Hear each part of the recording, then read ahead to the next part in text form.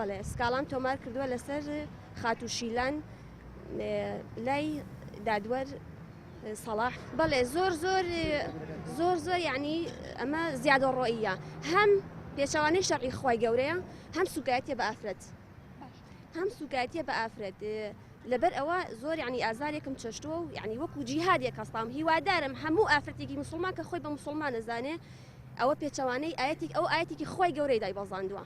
هیوادارم هەموو ئافرەتێکی مسلمان کە خۆی بە مسلمان ئەزانێت ئەمە ڕەت بکاتەوە و بەرپەرچی بێتەوە یعنی مەبەستیان لەوانەیە سوکایەتی بێ بەدین لەوە ئەچێ مەبەستیان سوکایەتی بێت یعنی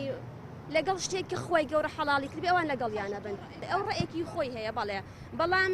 ڕێیەکەی خۆی لە دڵی خۆیان بیگرێت نەک سوکایەتی بە دین بکا بە عامی ئاشکرا